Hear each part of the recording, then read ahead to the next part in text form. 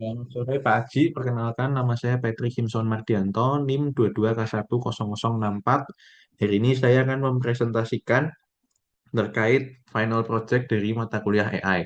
Final project saya berjudul Brain Tumor Disease Classification based on Radiological Image Using Convolutional Neural Network Algorithm. Untuk pendahuluannya, latar belakang kenapa saya menggunakan penyakit ini. Hal ini dikarenakan penyakit tumor otak merupakan penyakit yang memiliki dampak berbahaya terhadap korbannya. Selain itu, penyakit ini juga tidak dipengaruhi faktor apapun untuk menyerang korbannya, baik itu kesehatan, umur, maupun gender. Cara yang bisa digunakan untuk diagnosa awal penyakit ini adalah MRI, CT scan, dan PET CT scan. Untuk problem atau urgensinya, dari setiap cara yang sudah disebutkan sebelumnya, yaitu cara yang digunakan untuk diagnosa awal penyakit ini, itu memiliki keterbatasannya masing-masing. Seperti contohnya pada MRI yang terbatas dalam membedakan jaringan normal dan abnormal. Selain itu, tenaga medis juga memiliki keterbatasan dalam melakukan klasifikasi secara cepat dan akurat. Solusi yang saya berikan dari problem atau urgensi sebelumnya adalah memanfaatkan metode klasifikasi gambar dengan menggunakan algoritma konvolusional neural network. Di penelitian ini ada 4 kelas yang saya pakai, yaitu glioma tumor, meningioma tumor, pituitary tumor, dan tanpa tumor. Untuk tujuannya sendiri, selain memenuhi tugas akhir mata kuliah Artificial Intelligence, proyek ini juga bisa digunakan untuk menguji keakuratan dan efektivitas algoritma convolutional neural network dalam melakukan klasifikasi jenis penyakit tumor otak. Ada 2 pendekatan yang dilakukan pada proyek ini. Yang pertama adalah melatih model dengan data yang diaugmentasi, seperti contohnya rotate, flip, dan zoom. Dan yang berikutnya adalah melatih model dengan data yang tidak diberi augmentasi. Berikutnya, saya akan menjelaskan terkait apa itu CNN. CNN sendiri atau Convolutional Neural Network sendiri merupakan bagian dari jaringan syaraf tiruan yang perancangannya dibuat untuk memproses data berupa grid seperti gambar dengan lapisan konvolusi yang digunakan untuk ekstraksi fiturnya. Dalam CNN sendiri, itu ada 3 lapisan utama. Lapisan yang pertama adalah lapisan konvolusi yang digunakan untuk proses konvolusi. Hasil dari proses tersebut adalah peta fitur yang menyoroti pola penting pada data input. Lapisan ini sendiri bergerak di atas input data kita. Untuk lapisan yang kedua adalah lapisan pooling. Lapisan ini memiliki beberapa fungsi. Yang pertama adalah mengurangi dimensi peta fitur, yang kedua mengurangi jumlah parameter dan komputasi, lalu yang terakhir adalah membantu mencegah terjadinya overfitting. Overfitting sendiri adalah keadaan di mana model terlalu menghafal pola yang ada pada data latih sehingga sulit melakukan generalisasi ke data baru. Untuk setelah lapisan pooling, sebelum ke lapisan terakhir, akan melalui proses flattening dulu. Di proses flattening ini akan meratakan data menjadi lapisan satu dimensi yang akan diproses lebih lanjut pada lapisan terakhir, yaitu lapisan fully connected. Lapisan fully connected sendiri adalah lapisan yang menghubungkan antar satu neuron dengan neuron di lapisan sebelumnya. Di lapisan ini bisa membuat model melakukan prediksi dengan fitur yang sudah diekstraksi sebelumnya. Lalu yang terakhir, aplikasi CNN. Pengaplikasian algoritma ini sendiri banyak digunakan pada tugas dengan data yang menggunakan objek gambar seperti deteksi objek, pengenalan wajah, dan klasifikasi. Dikarenakan ekstraksi pada CNN dilakukan secara otomatis. Lalu berikutnya, kenapa saya memilih CNN? Yang pertama yaitu ekstraksi fitur CNN itu dilakukan secara otomatis. Dengan adanya kelebihan ini, model bisa belajar dari data mentah dan menemukan pola yang relevan untuk klasifikasi. Lalu berikutnya, CNN juga mendukung data besar. Algoritma CNN bisa mengatasi dataset berukuran besar secara efisien dan lumayan akurat dengan memanfaatkan kekuatan komputasi modern dan GPU untuk menghemat waktu pelatihan.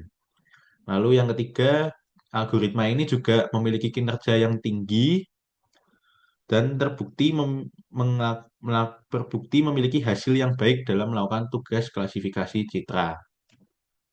Lalu yang keempat, CNN sendiri mendukung penggunaan transfer learning, yaitu di mana model sudah dilatih pada dataset besar, lalu disesuaikan ke tugas yang lebih spesifik seperti pada saat ini.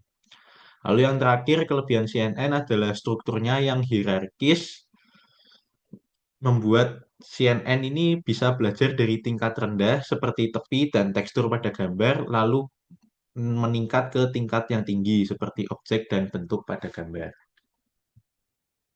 Berikutnya adalah cara kerja CNN. Untuk cara kerja CNN sendiri, yang pertama dari input yaitu memasukkan gambar ke jaringan, lalu gambar tersebut dirubah ke matriks numerik untuk merepresentasikan intensitas pixel.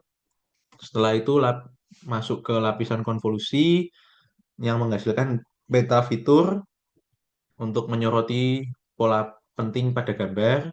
Selanjutnya masuk ke fungsi aktivasi untuk menambah non-linearitas supaya model bisa mempelajari data kompleks. Selanjutnya masuk ke lapisan pooling. Setelah di lapisan pooling sendiri akan mengurangi dimensi yang ada pada fitur. Jadi parameter dan komputasi akan mengecil. Dan lapisan ini juga mencegah terjadinya overfitting.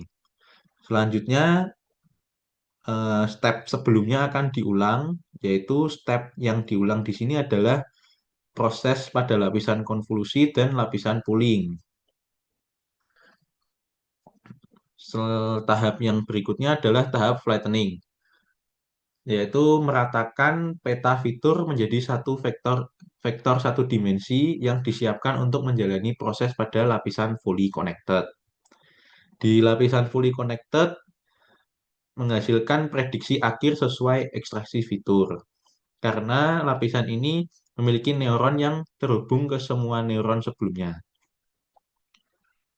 Berikutnya, output. Output dari lapisan fully connected biasanya lewat fungsi aktivasi seperti softmax, menghasilkan probabilitas untuk model melakukan prediksi gambar.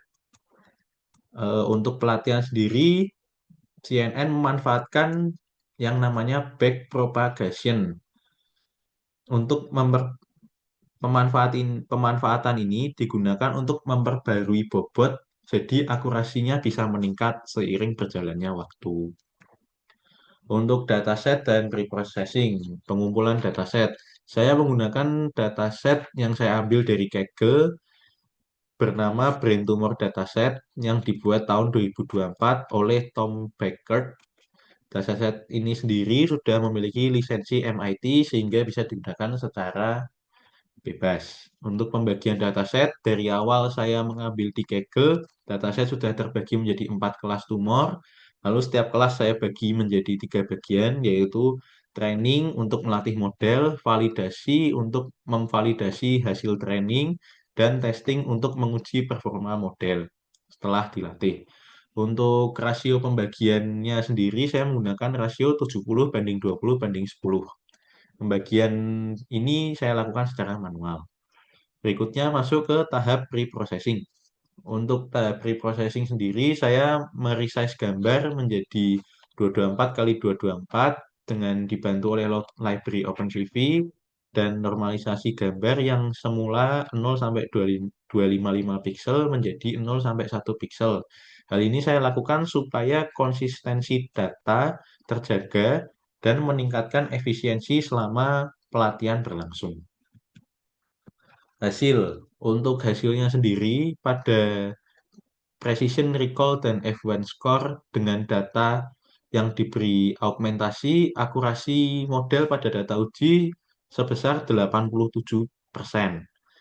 Dari sini nilai recall yang paling rendah adalah milik kelas meningioma tumor, yaitu 71%.